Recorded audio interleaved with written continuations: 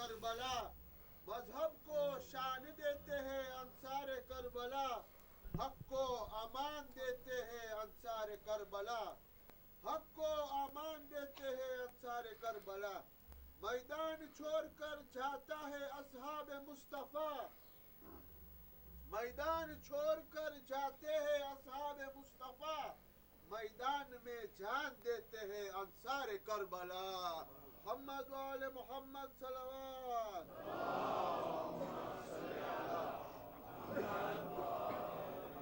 الفاتحة.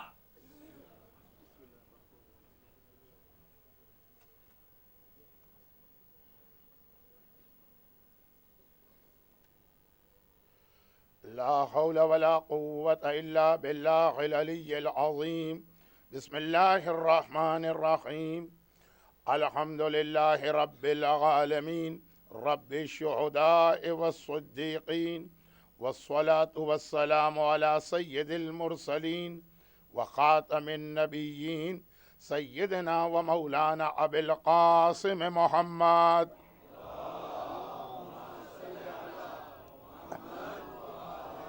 وآله الطيبين الطاهرين المعصومين المظلومين المنتجبين الميامين، سيما الإمام المنتظر والحجة الثاني عشر، اللهم عجل له الفرج ولعنة الله على أعدائهم أجمعين.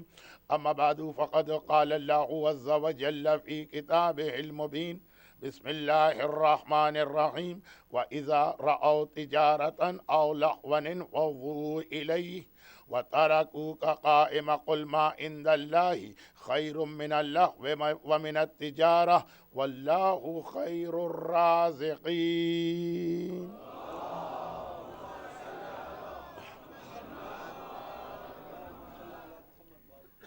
اس سے پہلے کہ سورہ مبارکہ جمعہ کی اس لاسٹ آیت پر آج بات کمپلیٹ کی جائے، ایک مرتبہ پھر یہ یاد دلاتے ہوئے کہ آج کی رات عاشورے کی رات ہے، جو کل کی رات گزری تھی تاسوعا، اذحوسر فیہ الحسین، وہ دن جب حسین چاروں طرف سے گھیرے میں آ گئے تھے، اور آج کی رات وہ آخری رات ہے کہ جب خاندان فاطمہ آباد ہے، کل کی رات جو آنے والی ہے شام غریبہ، اس طرح سے یہ خاندان اجڑے گا کہ پھر ظہور امام زمانہ تک دوبارہ آباد نہ ہو سکے گا۔ اور یہی ہمارا سبجیکٹ تھا 1434 ہجرہ کے اس پہلے عشرے کا، کربلا سے ظہور امام تک۔ آج کی رات ہم اور آپ بھی فیل کر رہے ہیں کہ یہ سال کی ایک عام یا نارمل رات نہیں، خود بخود کلیجہ ٹکڑے ٹکڑے ہو رہا ہے، آنکھوں میں آنسو آ رہے ہیں، کھانے کی چیز سامنے آتی ہے، دل بھی نہیں چاہتا اس کو استعمال کرنے کا، پانی سامنے آتا ہے، دل بھی نہیں چاہتا اس پانی کو پینے کا، اور ہم اور آپ نہیں، اس وقت ساری کائنات غم کی ایک کیفیت میں، چنانچہ بہت سارے عزا خانوں میں یا گھروں میں تبرکات پر خون کی سرخی بھی آپ کو نظر آنے لگے گی۔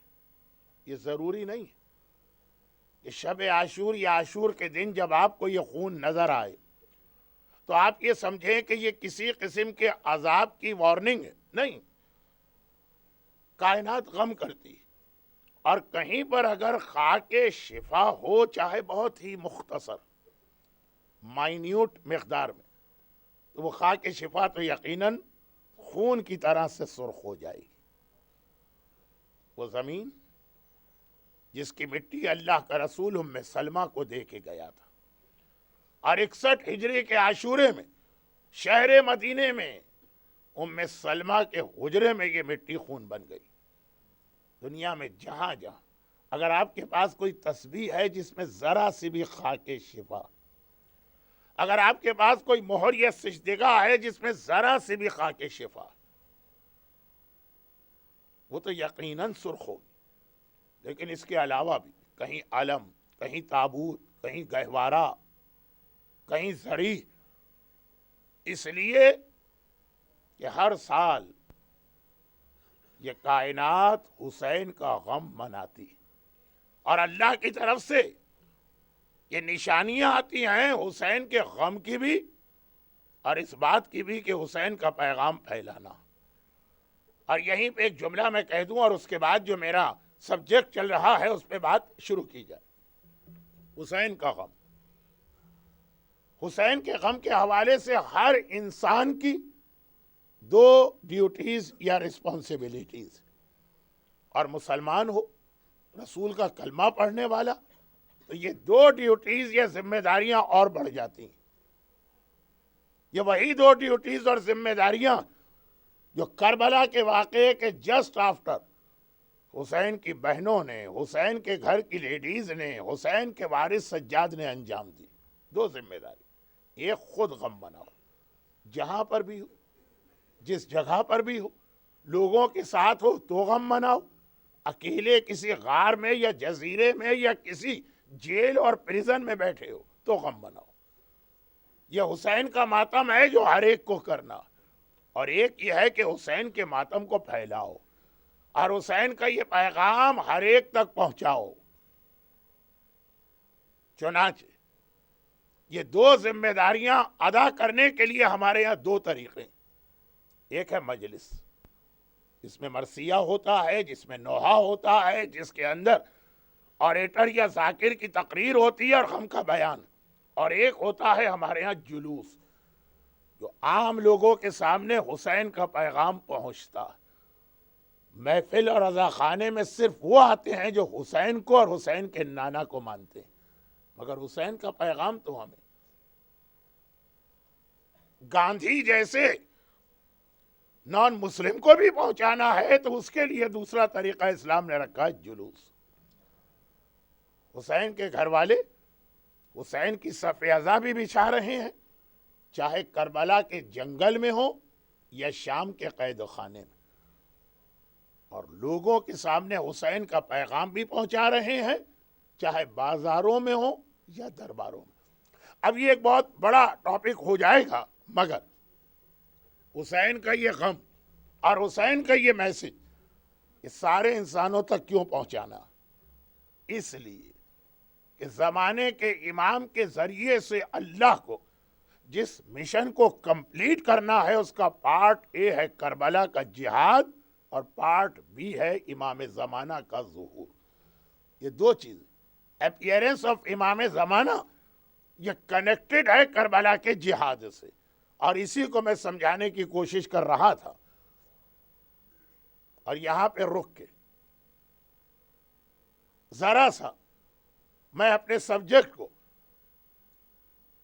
چینج کرتا ہوں 5 منٹ، اور اس کے بعد پھر میں اپنے اسی سبجیکٹ پہ آ جاتا ہوں جو کل بہت ہی اہم اسٹیج پر پہنچ گیا تھا۔ اور جو میں 5 منٹ کے لیے ذرا سا ڈائیورٹ ہو رہا ہوں، وہ بھی اصل میں میرے سبجیکٹ کا ایک بہت اہم پارٹ ہے، لیکن آج میرے پاس ٹائم نہیں کہ اسے میں کنیکٹ کروں اپنے مین سبجیکٹ سے، اور وہ یہ ہے کہ کربلا کا جہاد پارٹ اے، امام زمانہ کا جہاد پارٹ بی، ان بٹوین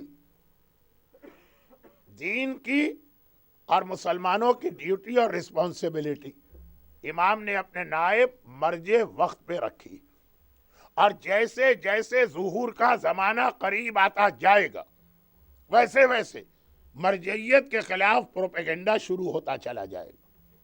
مرجعیت اسلام کے پروٹیکشن اور ڈیفنس کے لیے ایک بہت اہم انسٹیٹیوشن ہے جو معصومین نے اپنے زمانے میں بنایا، اور چونکہ یہ ایک ایسا سبجیکٹ ہے جس پر پورا ایک اشرا بھی پڑھا جا سکتا ہے، جس کا میرے پاس ٹائم نہیں، تو میں روزانہ 5 منٹ، اور وہ 2 دن سے اس کے کسی ایک پہلو کو واضح کرتا ہوں۔ یہاں پہ ایک ایسی بات میں آج بیان کروں کہ جو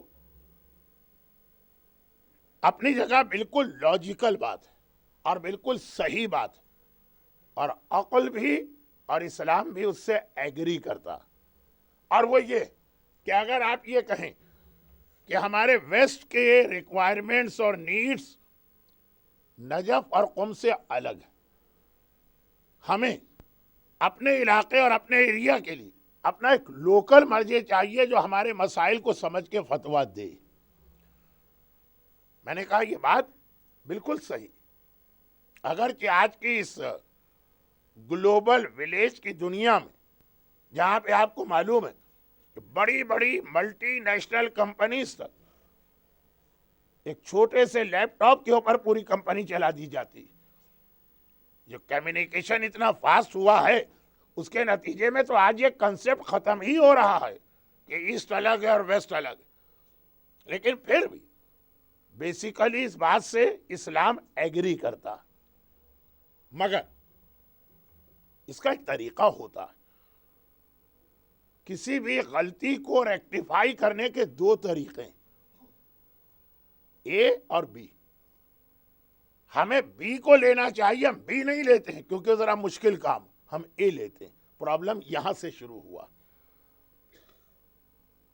اب ایک غلطی ہو جائے، آج کی رات شب عاشور، کائنات رو رہی ہے، آسمان سے خون کی بارش ہو رہی ہے، خاک شفا خون ظاہر کر رہی، تسبیح میں خون آ رہا، علم پہ خون آ رہا، سجدگاہ میں خون نظر آ رہا، اور میں کسی قسم کا جوک مجلس میں بیان کروں جو 9 دن تو میں نے بہت سیریس بات پڑھی اور آج ہی، لیکن میں کیا کروں، اس وقت ایک ایسے اسٹیج پہ میری گفتگو پہنچ گئی، میں بس یہ ریکویسٹ کر سکتا ہوں کہ اسے ایسے جوک نہ سنیے۔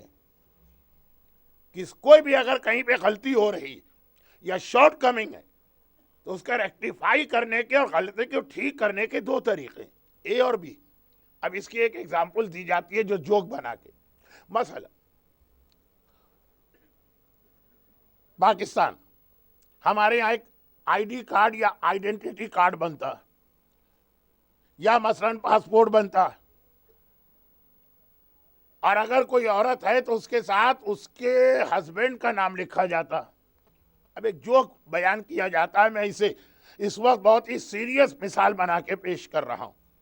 ایک عورت پاسپورٹ آفس گئی اور کہنے لگی کہ آپ نے یہ پاسپورٹ کے اندر ایک غلطی کر دی اور ایک یہاں مسٹیک ہو گئی، میرے نام کے آگے لکھا ہے widow of a B C, مثلا یہ ایکس وائی زیڈ۔ میں ویڈو نہیں ہوں، میں وائف ہوں، میرا شوہر زندہ ہے۔ بھئی پروف کیا ہے تمہارا شوہر زندہ ہے؟ کہا یہ جو میرے برابر میں میرے ساتھ آیا یہ میرا شوہر ہے، آپ اس کو ٹھیک کریں، یہ لکھا ہے widow of mister X Y Z, اس کو کیجئے wife of mister X Y Z کیونکہ وہ میرا شوہر زندہ۔ اب یہ غلطی ٹھیک کرنے کے دو طریقے ہیں، اے وہ پاسپورٹ آفیسر پاسپورٹ لے اور اس کی جو ویڈو لکھا ہے اس کو چینج کر کے وائف کر دے، یہ بی طریقہ، اس کو میں بی کہتا ہوں، یہ صحیح ہے، یہ لاجیکل۔ اور اے کیا ہے؟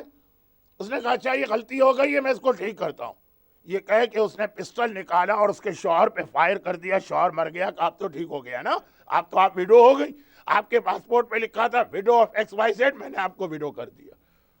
جوک ہے، اور 9 محرم کی رات کو 10 محرم کی رات کو مجھے اچھا نہیں لگ رہا، لیکن میں کہہ رہا ہوں ایک طریقہ تو یہ کہ آپ نے اسے گولی مار کے مار دیا، کہا کہ اب دیکھیے غلطی ٹھیک ہو گئی، یہ اے طریقہ ہے۔ کون اس کو اختیار کرے گا؟ بے وقوفی کی بات، نان سینس، جوک۔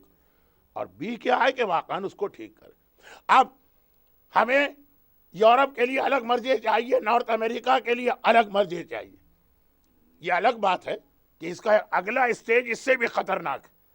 نارتھ امریکہ کے لوگ کہتے ہیں کہ انگلینڈ کے مومنین تو ایک گاؤں میں رہتے ہیں، گاؤں، ٹاؤن، قصبہ، چھوٹا شہر، ان کو کیا پتا دنیا کیا۔ جیسے آپ ہمارا مذاق اڑاتے ہیں انڈیا پاکستان والوں کا، اس طرح سے نارتھ امریکہ کے لوگ یورپ کا مذاق اڑاتے ہیں۔ لیکن چھوڑیے اس بات کو، وہ کہتے ہیں کہ یورپ کا مرجع بھی ہمارے لیے کام نہیں آئے گا، پھر تو ہر گاؤں کا الگ مرجع ہوگا اور پھر ہر گھر کا الگ مرجع ہوگا۔ خیر وہ آپ بات چھوڑ دیجئے، میں کہتا ہوں چلے ہم نے مان لیا ایسٹ اور ویسٹ، مگر دو طریقے ہیں اس ڈیمانڈ کو پورا کرنے کے. ایک طریقہ یہ ہے کہ ٹھیک ہے مرجعیت کا راستہ کھلا ہوا ہے, جائیے کوشش کریں حوزہ علمیہ میں جا کے اپنے اسٹوڈنٹس کو, بریلینٹ اسٹوڈنٹ کو بھیج کے مرجع بنائیے. وہ مرجع بن جائیں گے, آئیں گے اور آ کے آپ کو سروس دیں گے. اور دوسرا طریقہ یہ کہ نہیں, ہمارے ینگسٹر اور یوتھ اتنا انٹرسٹڈ نہیں ہے ریلیجیس ایجوکیشن کی زحمت و سختی برداشت کرنے کے لیے. بڑا ٹف ہوتا ہے مرجع بننا, اتنا آسان نہیں ہے. علم کے اعتبار سے بھی کوشش کرنا ہے, تقوی کے اعتبار سے بھی کوشش کرنا. آپ دنیا کی کوئی بھی ڈگری لے سکتے ہیں, شراب پیتے ہوئے بھی, حرام کھاتے ہوئے بھی, میوزک کے ماحول میں بھی. مرجعیت اس طرح نہیں ملتی ہے. آپ نائب امام بننے جا رہے ہیں, عام مومنین سے زیادہ تقوی کے اندر زندگی گزارنا پڑے گی, تو یہ ٹف کام ہے. اب یہ نہیں ہو سکتا, تو ہم نے یہ کیا کہ جو آلریڈی ایگزسٹنٹ مرجع سب کو مار دیا. کہا کہ انہیں چھوڑو, انہیں ختم کرو, پھر ہمارا مرجع سامنے آئے گا. آج کل ہم یہ کر رہے ہیں. بھائی یورپ کا مرجع چاہیے, نارتھ امریکہ کا مرجع چاہیے. مرجعیت میں کیا کوئی ریسٹرکشن ہے؟ کیا نجف اشرف یا قم کے اندر یہ قانون ہے کہ انگلینڈ سے آنے والے کو ایڈمیشن نہیں ملے گا, امریکہ اور کینیڈا والے کو ایڈمیشن نہیں ملے گا؟ ہر ایک کے لیے کھلا ہوا ہے حوزہ علمیہ. جائیے اپنے بہترین اسٹوڈنٹس کو, انہیں تو ڈاکٹر بننا ہے, انہیں تو فارمیسسٹ بننا, انہیں تو پروفیشنل ڈگری لینا ہے, اور پھر ہم کہتے ہیں کہ ہمارے پاس ایک مرجع ہونا چاہیے. میں ایک چھوٹی سی مثال دے دوں, اور وہ یہ کہ عراق اور ایران کے حوزے میں نارملی وہیں کے مراجع ہوتے ہیں, لیکن پاکستان سے گئے کچھ بریلینٹ اسٹوڈنٹ, وہ وہاں رہے, انہوں نے وہ ساری تکلیف برداشت کی جو ریلیجیس ایجوکیشن کے لیے برداشت کرنا. ایک چھوٹی سی بات کہہ دوں کہ عام مومن 5 نمازیں پڑھتا ہے, جسے مرجع بننا ہے اسے کم از کم 6 نمازیں اس طرح سے پڑھنا ہے کہ نماز شب کو بھی واجب کی نیت سے نہیں, لیکن واجب کے طریقے سے پڑھنا. لیکن یہ اعتراض نہیں آیا پاکستان سے کہ مرجع خالی عراقی اور ایرانی کیوں ہے, ہمارا لوکل مرجع ہونا چاہیے. ٹھیک ہے, ہونا چاہیے, بھیجو اپنے اسٹوڈنٹ کو. آج نجف میں 4 مرجع ہیں, جن میں سے 2 کا تعلق پاکستان سے. آیت اللہ سیستانی کے بالکل لیول کے جو 4 مرجع ہیں. یہ طریقہ ہوتا ہے اگر آپ واقعاً انٹرسٹڈ ہیں اس بات میں کہ مرجعیت یورپ اور نارتھ امریکہ کے لیے الگ, اور اگر مقصد صرف یہ ہے کہ آلریڈی ایگزسٹنٹ مراجع کو ختم کرے. اس سے کوئی ہمیں انٹرسٹ نہیں ہے کہ ہمارا مرجع ملے کہ نہ ملے. ہمیں اپنا مرجع نہیں چاہیے, ہمیں آیت اللہ سیستانی سے لے کے آقا وحید خراسانی تک اس وقت کے جو مرجع غیبت امام میں اسلام کو ڈیفینڈ کر رہے ہیں ان کا خاتمہ کرنا. ایکسکیوز ہم استعمال کرتے ہیں اپنے لوکل مرجع, مقصد یہ ہے کہ جو مرجع ہیں ان کا خاتمہ کریں. تو یہ پروپیگنڈا بالکل ٹھیک ہے, لیکن ایکچوئل سلوشن یہ کہ جائیے, مرجعیت کے لیے کوئی ریسٹرکشن نہیں ہے. دنیا کے کسی علاقے کا بھی اسٹوڈنٹ چاہے تو وہاں جا کے مرجع بن سکتا ہے, جس کی مثال آیت اللہ العظمیٰ شیخ اسحاق فیاض اور آیت اللہ العظمیٰ شیخ حافظ بشیر نجفی جیسے مراجع. میدان کھلا ہوا. مگر یا آپ ایک بات میں اور کہہ دوں, اور باقی باتیں انشاءاللہ ڈے آفٹر ٹمارو زیارت کی مجلس میں آئیں گی. کل تو عاشورے کا دن ہے, میں سوائے غم کے بیان کے اور کچھ نہیں پڑھوں گا. اور وہ یہ کہ ایک ہمارا پرابلم یہ بھی ہوا کہ ہم نے کلچر اور ریلیجن کو اتنا ملا دیا کہ بعض اوقات پرابلم ہمارا کلچرل ہوتا ہے اور ہم اس کی رسپانسبلٹی ڈال دیتے ریلیجن پر. عزاداری کے حوالے سے تو نعوذ باللہ آج کل یہ بہت کہا جانے لگا ہے کہ یہ کلچرل ایک چیز ہے. نہیں, وہ تو 100% ریلیجس. لیکن دیکھیے مرجعیت پر زیادہ آج کل انڈر اٹیک کیوں ہے مرجعیت؟ چاند کے مسئلے, عید کی وجہ سے. اور اس میں عید کا ایک ریلیجس ایسپیکٹ ہے, ایک کلچرل ہے. ہم نے دونوں کو مکس کر دیا, جس کی وجہ سے پرابلم آتا. ریلیجس ایسپیکٹ صرف اتنا ہے کہ آج مجھے روزہ نہیں رکھنا ہے اور آپ کو روزہ رکھنا ہے, بس یہ ہے عید. مجھے روزہ نہیں رکھنا. اور ایٹ لیسٹ ہماری فقہ میں نماز عید فرادہ بھی پڑھی جا سکتی، بلکہ بعض مراجع تو کہتے ہیں کہ فرادہ ہی پڑھنا بیٹر ہے۔ بس دو ہی چیزیں تو ہے نا ریلیجن میں عید کے لیے، ایک روزہ نہیں رکھنا ہے، ایک نماز پڑھ لینا، وہ بھی واجب نہیں۔ نماز عید عام نماز کی بات نہیں ہے، نماز عید۔ اب میں ٹریولنگ کرتا ہوں، ٹریولنگ میں کئی بار ایسے موقع آتے، کسی علاقے میں گیا، کنفرم وہاں پہ رمضان ہے 22، میں نے روزہ نہیں رکھا، کوئی قیامت نہیں ہوتی، کوئی پروپیگنڈا نہیں ہوتا، گھر والے یہ نہیں کہتے ہیں کہ کیا پرابلم ہے، گھر میں 2 آدمی مہمان آئے وہ بغیر روزے کے، باقی سب لوگ روزے سے، یا سب روزہ رکھیں یا کوئی نہ رکھے، کوئی نہیں کہتا، کیونکہ ریلیجس مسئلہ۔ پرابلم آتا ہے عید کے دن نئے کپڑے پہن کے گلے مل کے سویاں کھانے کا، کہا وہ ایک دن ہونا چاہیے، یہ ہمارا کلچرل مسئلہ، اس کے لیے رکھ لیں ایک دن۔ دنیا کے کئی ممالک ایسے ہیں جہاں پہ کوئی بھی ہالیڈے اگر ویک کے آخر میں آ رہی ہے یا مڈ ویک میں آ رہی، سیٹرڈے سنڈے سے ملا کے منڈے اس کی ڈیٹ کر کے لانگ ویکینڈ دیتے۔ بھائی یہ ہالیڈے آئی ہے مثلاً انڈیپینڈنس ڈے پہ، وہ تو تھرسڈے کو پڑا، کہا کہ نہیں تھرسڈے کو ہے لیکن سیلیبریٹ ہم کریں گے منڈے کو۔ عید کا جو کلچرل پہلو ہے نا، وہ پرابلم اس کے لیے ہوتا، باپ نے نئے کپڑے پہنے، بیٹے نے نہیں پہنے، اس کی وجہ سے پہلا اعتراض فتوے پر، دوسرا اعتراض مرجعیت پر، تیسرا اعتراض ایسٹ اور ویسٹ پر۔ کلچر والے پہلو کو نکال کے جیسا آپ کا دل چاہے اپنے حساب سے رکھیے۔ بھئی آج ہی جو پوپ کی نئی کتاب چھپی ہے جس میں اس نے ثابت کیا ہے، پوپ نے، ویسے تو بہت ریسرچ اسکالر ہیں لیکن اب تو پوپ کی بات آ گئی کہ 25 دسمبر حضرت عیسیٰ کی ڈیٹ آف برتھ نہیں، لیکن کوئی پرابلم نہیں، اس لیے کہ اس کا کلچرل پہلو آپ 25 کو منائیے، چاہے اس کا کوئی تعلق حضرت عیسیٰ سے نہ ہو۔ تو یہ چاند کا مسئلہ ہے، اس کے اندر ہم نے کلچر اور ریلیجن کو مکس کر دیا۔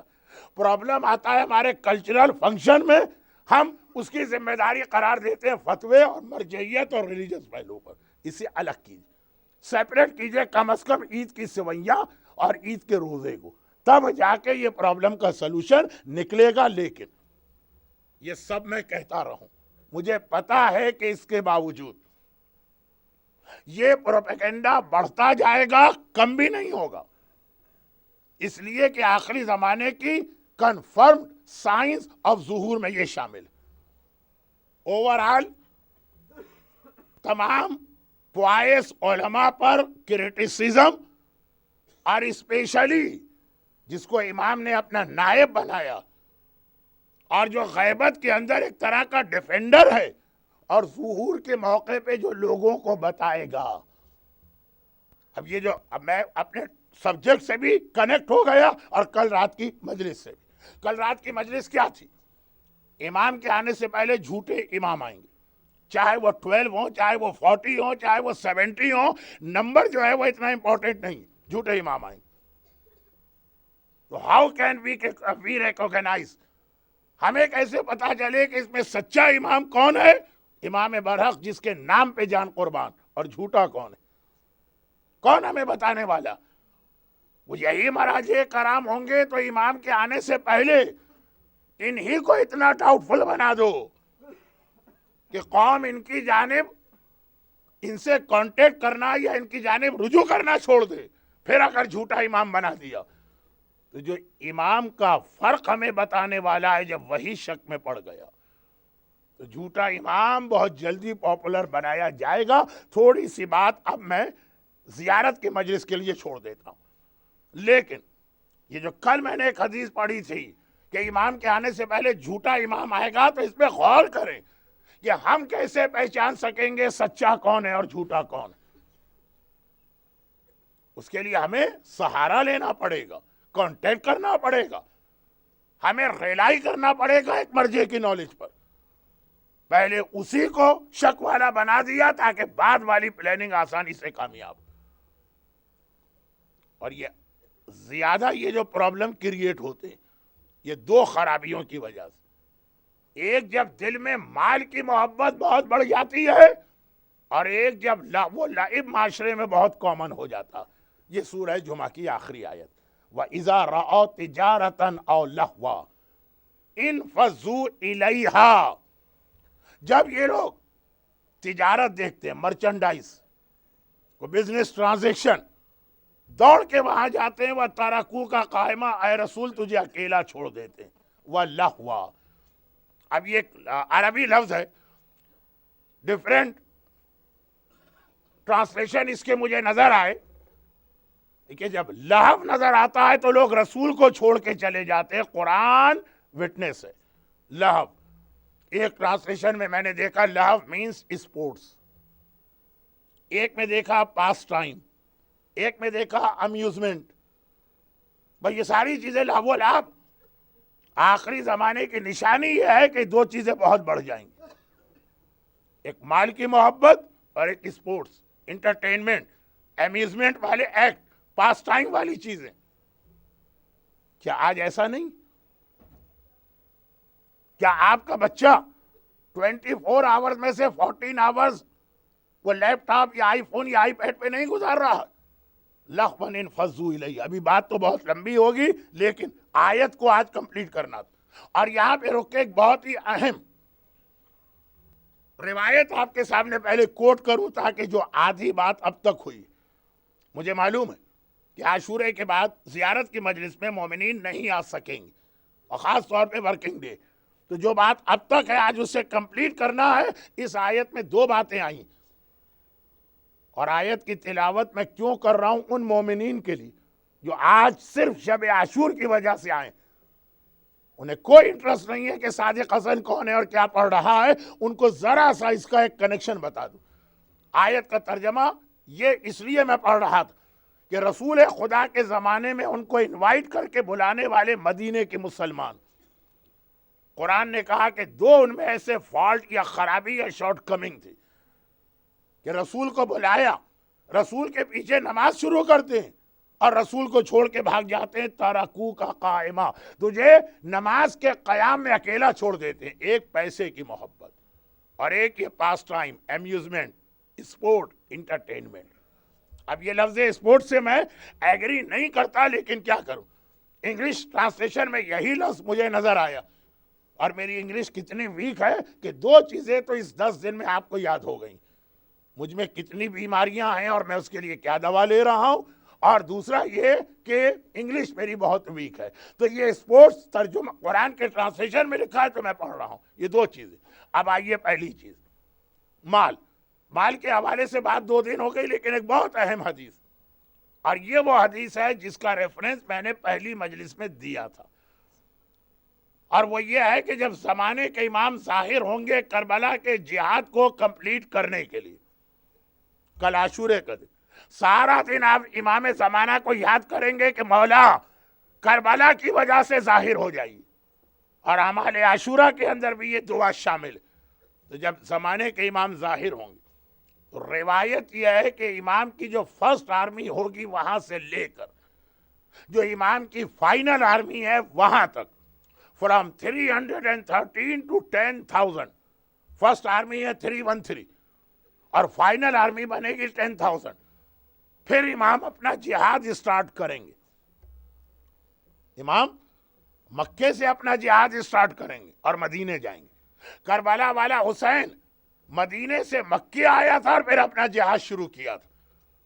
امام زمانہ کا جہاد مکے سے مدینہ, لیکن جب مکے میں امام کی آرمی جمع ہو جائے گی, چاہے وہ فرسٹ کال والے 313 ہوں یا بعد میں 10,000 بعد میں, سب سے امام بیعت لیں گے.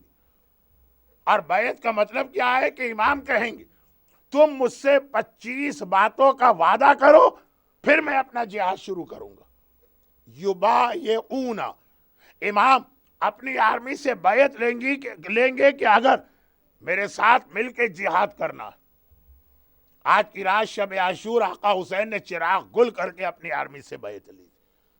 امام زمانہ دن کی روشنی میں خانہ خدا کے صحن میں مقام ابراہیم کی ایکچول جگہ پہ بیٹھ کر 313 سے بیعت لیں گے کہ مجھ سے بیعت کرو, تم میری آرمی کو جوائن کر رہے ہو, اگر 25 کنڈیشنز کو پورا کرتے ہو تب میری آرمی میں آؤ اور then I will start my jihad. یہ حدیث کا جملہ کہ پہلے 25 باتوں کا وعدہ کرو پھر میں اپنا جہاد شروع کروں گا. اور وہ جو 25 باتیں ہیں 25 ان میں سے 12 کا تعلق اسی سے جو پہلا پوائنٹ گزرا, یعنی دل سے پیسے اور مال کی محبت کو نکالنا. یہاں رک کر وہ 25 میں سے 12 باتیں آج مجھے اس لیے پڑھ دینا کہ اب میرے ٹاپک کا پہلا حصہ آج کمپلیٹ ہو رہا ہے سورہ جمعہ کی آیت. تو 12 چیزوں کا تعلق سورہ جمعہ کی آیت کے پہلے لفظ سے اذا رأوا تجارہ. جب تجارت, بزنس, ٹرانزیکشن, مرچنٹائز دیکھتے ہیں تو رسول کو چھوڑ کے بھاگ جاتے ہیں. امام اسی لیے 12 پہلی باتیں یہ بیان کریں گے, لیکن 2 چھوٹی باتیں اور سن لیجئے پھر یہ روایت کنٹینیو کی جائے. پہلی بات, یہ روایت کا سورس کیا ہے. یوزولی میں اپنی مجلس میں اتنا فاسٹ جا رہا ہوتا ہوں کہ ریفرنس دینے کا موقع نہیں ہوتا, مگر چونکہ یہ روایت بہت امپورٹنٹ بھی ہے اور میجورٹی آف مومنین نے اسے پہلی بار سنا ہوتا, تو میں بہت شارٹ میں, آپ کا ٹائم ویسٹ نہ ہو, میرا ٹائم ویسٹ نہ ہو. سورس تو اس کے بہت سارے ہیں, لیکن موسٹ اتھینٹک کہہ لیجیے ہمارے آج کے مراجع میں سے ایک نام ہے آیت اللہ گلپائے گانی کا. وہ جو ایک مشہور آقا گلپائے گانی تھے, ان کے داماد آیت اللہ صافی گلپائے گانی, انہوں نے زمانے کے امام کے حالات پر ایک بک لکھی ہے منتخب العصر, جس کا پرشین ٹرانسلیشن ہوا, یہ اوریجنل عربک ہے, پھر اردو ٹرانسلیشن ہوا, پھر اس کا انگلش ٹرانسلیشن ہوا منتخب العصر. نارملی یا یوزولی مراجع اس ٹاپک پر کتاب نہیں لکھتے, لیکن آیت اللہ العظمی آغا Safi Golpaygani one of the established and confirm مراجع آف دس ٹائم, اور یہ ان کی کتاب ہے, اس میں یہ پوری حدیث ہے. 2 منٹ میں نے سورس. اور دوسری بات یہ بتا دی کہ یہ حدیث کے امام زمانہ اپنی فوج سے 25 باتوں کا وعدہ لیں گے. اس سے کمٹمنٹ کرو, میرے ہاتھ پر بیعت کرو 25 چیزوں. یہ کس امام سے یہ حدیث آئی؟ یہ کسی امام کی حدیث ہے کہ کسی عالم کا اپنی کوئی ریسرچ؟ عجیب بات یہ کہ حدیث ہے آخری امام کے بارے میں, اور یہ حدیث کوٹ کی ہے ہمارے سامنے پہلے امام نے. یہ امام علی کی حدیث ہے, جو امام علی نے یہ کہا کہ خالی سنو نہیں, اسے ریٹرن میں لکھ کے اپنے گھروں میں رکھو. چاہے شاید یہ میسج دے رہے ہوں کہ یہ حدیث تمہارے گھر میں ہر وقت پریزرو رہنا چاہیے, تاکہ اگر تم امام زمانہ تک نہ پہنچو تو تمہاری اولاد جائے گی, اولاد کی اولاد جائے گی. تمہارے گھر میں ریٹرن میں ہر وقت یہ ایویڈنس ہونا چاہیے کہ امام آئیں گے تو مجھے کن چیزوں کا وٹنس کرنا, تاکہ اپنے آپ کو بھی ویسا بناؤ اور اپنی اولاد کی بھی ایسی تربیت کرو. بہت کم حدیثیں ایسی ہیں جس میں امام علی نے یہ جملہ کہا ہو کہ اسے ریٹرن میں لکھ کے اپنے گھر میں رکھو.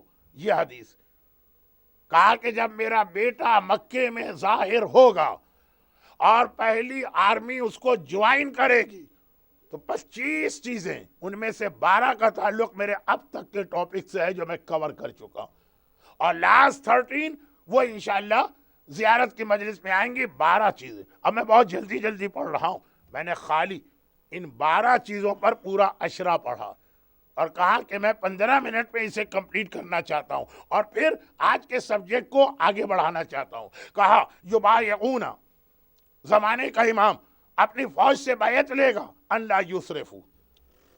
اب یہ ہر ایک چیز کو سمجھانے کا یا ایکسپلین کرنے کا ٹائم نہیں, آپ خود ہی دیکھتے جائیے کہ اس کا تعلق کیا مال و دولت سے نہیں.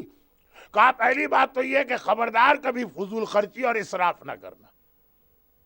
بہت بڑا آج کا پرابلم یہ کہ کریڈٹ کرنچ اتنا بڑا نہیں ہے جتنا ہم نے اس کو بنا دیا ہے. اردو کی ایک کہاوت ہے, چادر سے زیادہ پیر پھیلا دینا. ہم نے اپنے آپ کو اوور بجٹنگ میں لے کے گئے ہیں. جتنی ہماری آمدنی تھی اگر اپنے آپ کو اس میں لیمیٹڈ رکھتے تو ضرورت ہی نہیں تھی مال حرام کی, ضرورت ہی نہیں تھی فراڈ کی, ضرورت ہی نہیں تھی چیٹنگ کی. کچھ لوگ ہوں گے ایسے جاب لیس ٹائپ کے, لیکن ایک بہت بڑا پرابلم یہ. تو آغاز اسٹارٹ بیعت کا یہاں سے اللہ یسرفو, خبردار اسراف نہ کرنا.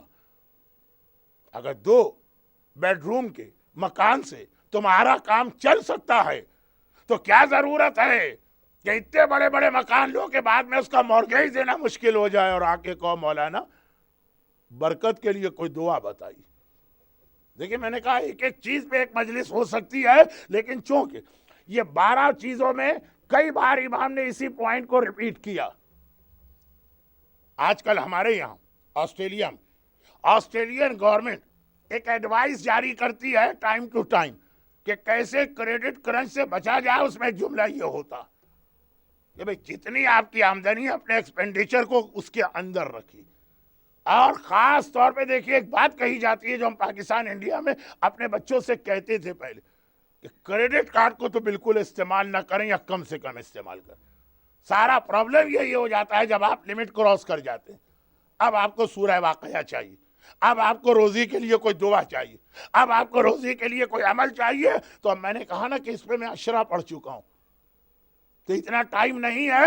ایک میں نے شروع میں ایک ایسا فارمولا بتا دیا کہ پوری 12 میں سے 9 چیزوں پہ یہ فارمولا اترے گا. اللہ یسرفو، مال کی محبت نکلے گی یہاں سے کہ فضول خرچی نہ کرو. جب بجٹ تمہارا کم ہوگا، جب کم پیسے کی ضرورت پڑے گی.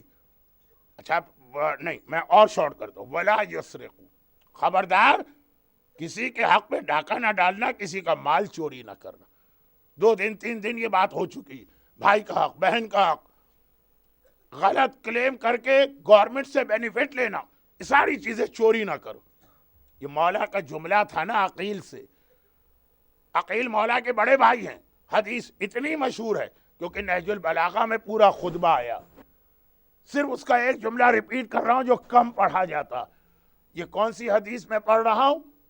جس میں مولا نے اینڈ میں عقیل کے ہاتھ کو آگ سے جلا دیا، اپنے بڑے بھائی کے ہاتھ کو. اور کتنے بڑے! عقیل کی ایج تھی 80+ اور مولا نے ان کے ہاتھ کو آگ سے جلایا. بہت مشہور روایت. اس کے بیچ کا ایک جملہ کہ عقیل نے آ کر اتنا کہا تھا نا کہ مولا یہ بیت المال، یہ جو مختلف بینیفٹ آپ کو ملتے ہیں، یہ سارے ٹیکس پیئر کا پیسہ ہوتا ہے. اس کو چاہے اسلام کی ٹرمینالوجی میں بیت المال نہ کہیں لیکن ہے وہی چیز. عقیل نے کہا کہ مولا میں بوڑھا ہوں اور 80 سال کا، اور میں بیمار ہوں، پارشلی بلائنڈ تھے یہ، مجھے ذرا سا زیادہ بینیفٹ دیا جائے بیت المال سے. مولا نے کئی طریقے سے کنونس کی. حدیث بہت مشہور ہے. میں صرف وہ جملہ پڑھ رہا ہوں جو کم پڑھا جاتا کیونکہ اس میں وہ لفظ آیا جو امام زمانہ کے بیعت نامے میں آیا. یہی لفظ سب سے کم پڑھا جاتا ہے اس واقعے میں. مولا نے کئی طریقے سے عقیل کو سمجھایا لیکن عقیل کی وہی بات کہ نہیں بھائی میری فیملی زیادہ ہے، میں بوڑھا ہوں، پارشلی بلائنڈ ہوں، بیمار ہوں، میرا بینیفٹ عام مسلمانوں سے تھوڑا زیادہ ہونا چاہیے. مولا ان کو اپنے گھر کی چھت پہ لے گئے. آج بھی کوفے کی مسجد کے پیچھے مولا کائنات کا یہ گھر موجود ہے اور جس کی آپ زیارت بھی کرتے ہیں. مولا وہاں لے گئے. رات کا وقت ہے، عشاء کے بعد پوری مارکیٹ بند ہے. مولا نے کہا کہ جاؤ اور جا کر جس دکان کا تالا توڑو اور جو ملے لے کے آ جاؤ. عقیل گھبرا گئے. مولا یہ تو چوری ہے، میں چوری کیسے کروں؟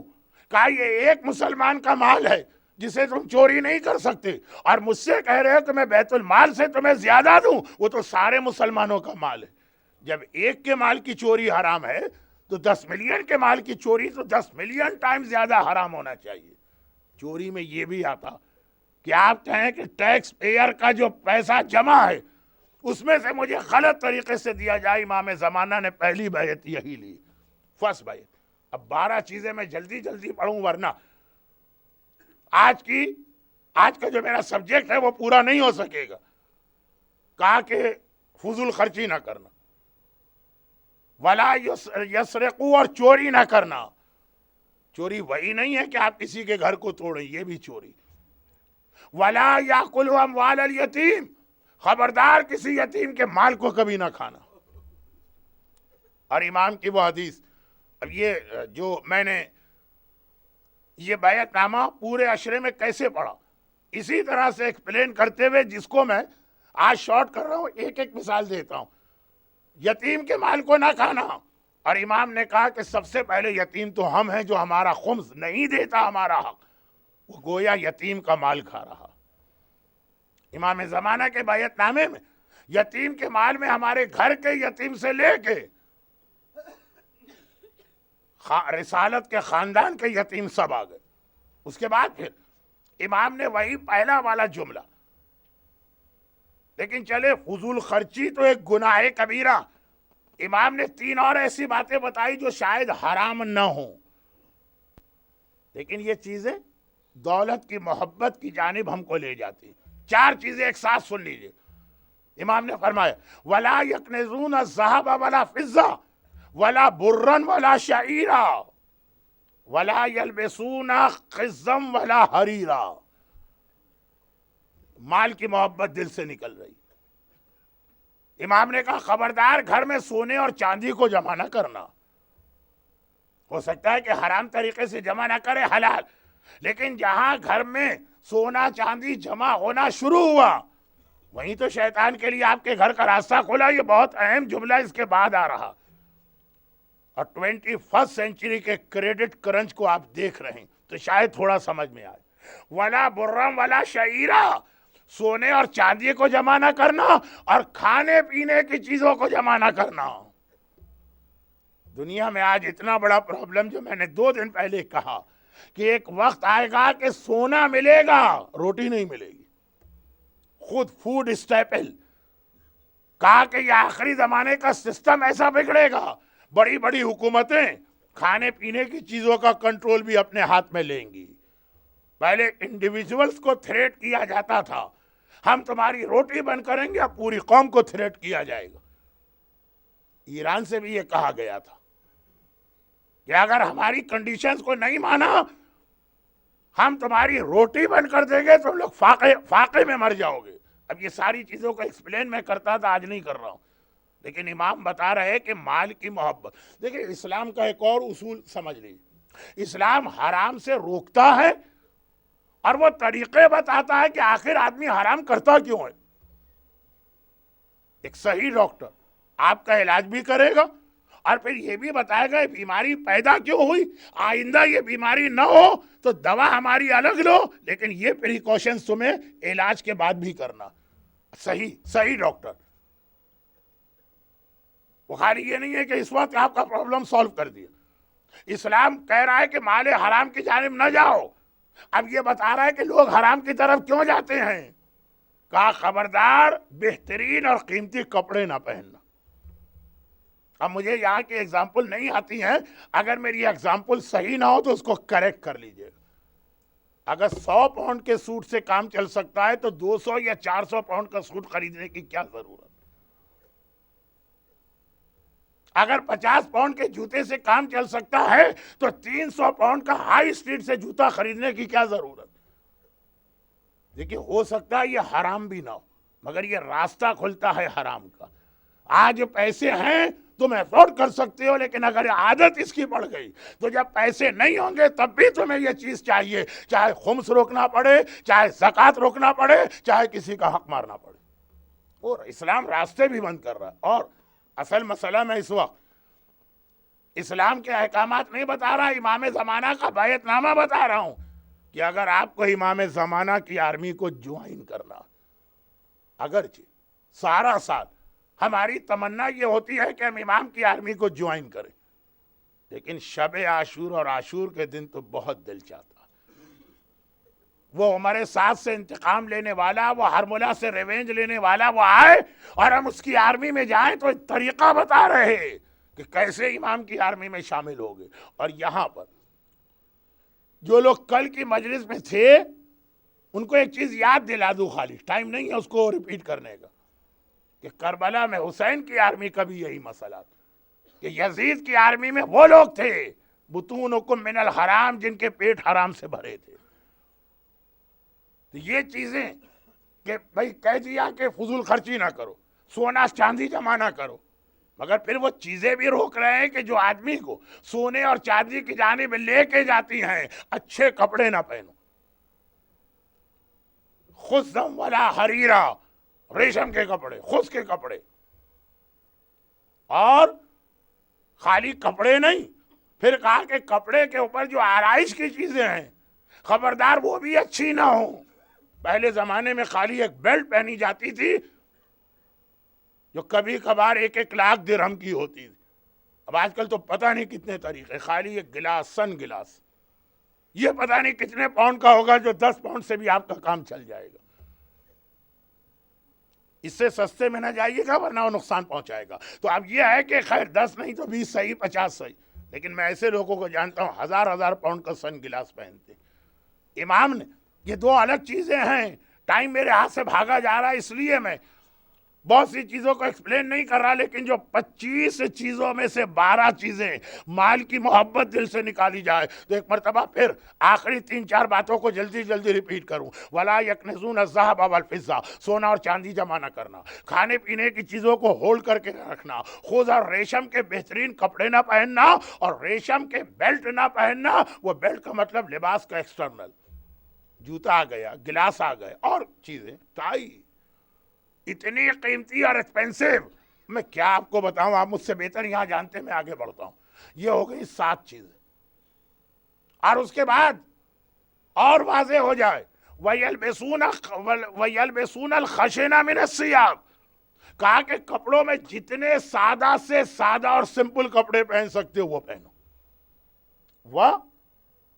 وَيَتَوَسِّدُونَ التُّرَابَ عَلَى الْخُدُودِ۔ اب بہت ساری چیزیں ایسی ہیں کہ 1400 سال پہلے ان لوگوں کو کیسے سمجھائی جائے، تو ورڈنگ پہ نہ جائیے، اس کے پیچھے جو میسج ہے۔ اور امام نے کہا کہ جب رات کو سو تو مٹی کو اپنا بستر بنا کے اس پہ سو۔ خالی بیڈ روم سیٹ کتنے کا آتا ہے کبھی غور کیجیے، جبکہ اس سے آدھے میں بھی خرچ ہو آدمی کا کام چل جاتا۔ چلے کپڑے تو آپ لوگوں کے سامنے پہن کے جاتے ہیں، ذرا سی شوشا ہونی چاہیے۔ بیڈ روم میں تو اکیلے آپ ہیں نا، یا وہ آپ کی شریک حیات ہے جسے اپنا جیسا بنانا ہے، سادہ۔ وَيَتَوَسَّدُونَ التُّرَابَ عَلَى الْخُدُودِ، وسادہ عربی میں کہتے ہیں پلو کو یا تکیے کو، تراب کہتے ہیں مٹی کو، خدود کہتے ہیں یہ جو انسان کے چیکس اور گال ہیں جو سوتے وقت بستر پہ لگتے ہیں۔ لیکن ان شارٹ یہ ہے کہ لباس کے بعد امام گھر کی طرف آئے، تمہارے گھر کے فرنیچر کو بہت سادہ ہونا چاہیے۔ مگر کہاں تک امام بتائے جائے تو آخر میں امام نے 10th یا 10ویں چیز ایک ایسا اصول بتا دیا جس میں سب آ گئے۔ فضول خرچی نہ کرنا، چوری نہ کرنا، یتیم کا مال نہ کھانا، سونا اور چاندی جمع نہ کرنا، کھانے پینے کی چیزوں کو ہولڈ کر کے نہ رکھنا، کپڑے بہترین نہیں ہونے چاہیے، اور کپڑے کے اوپر جو بیلٹ یا گلاس یا شوز یا ٹائی ہے وہ بڑی قیمتی نہیں ہونی چاہیے۔ لباس بہت ہی سمپل ہو، فرنیچر اور بیڈ روم کی چیزیں بہت ہی معمولی۔ لیکن بہت ساری ایسی چیزیں ہیں جو زمانے میں تھی ہی نہیں، جو بعد میں آئیں۔ اس زمانے کے لوگوں کو اگر کہا جائے کہ مثلا پین تمہارا بہت ہی سمپل ہونا چاہیے، اس زمانے میں تو تھا ہی نہیں کوئی پین کا رواج۔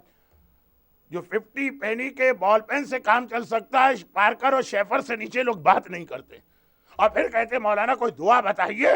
ہم ایسی دعا تو بتا سکتے ہیں کہ آپ کے گھر میں بال پین آ جائے، ایسی دعا نہیں بتا سکتے کہ پارکر کا ہی پین آپ کے گھر میں آئے۔ تو یہ مولانا ایسی دعا چاہیے۔ تو اب امام یہ ساری چیزیں کیسے واضح کریں؟ اب یہ گاڑی کار کے حوالے سے کتنی چیزیں ایسی ہیں جو اس زمانے کے لوگوں کو کیسے، تو ایک مختصر وَيَرْضَوْنَ بِالْقَلِيلِ، خلاصہ یہ ہے کہ کوشش کرو کہ کم سے کم مال پہ راضی رہ کے زندگی گزارو۔ یہ پہلا بیعت نامہ ہے جو زمانے کا امام مقام ابراہیم کی ایکچول جگہ پر بیٹھ کر 313 آنے والوں سے کر رہا ہے۔ 313 تو سارے کے سارے سلیکٹڈ لوگ ہیں، ان سے بھی۔ مگر یہ 10 باتیں بتائیں، 2 چیزیں اس میں اور ایڈ کر دیں، کیونکہ اب اس کا ایک نیگیٹو امپیکٹ بنے گا، اور وہ یہ ہے کہ جب امام بار بار کہیں کہ لو بجٹ پہ چلو، سمپل زندگی گزارو، تو ایسا نہ ہو کہ آدمی یہ سمجھے کہ سمپل زندگی کا مطلب ہے ڈرٹی، میلا، کچیلا، بدبودار، جہاں بیٹھے وہاں پہ اسلام کی توہین کا سبب بنے۔ دیکھیں اس کا رزلٹ کیا نکل سکتا کہ جب امام نے کہا لباس سادہ ہو اور تمہارا گلاس سادہ ہو اور تمہارا گھر سادہ ہو اور تمہارے فرنیچر سادہ ہو، سمپل لائف کو لوگ کبھی بھی ڈرٹی لائف میں چینج کر دیتے ہیں۔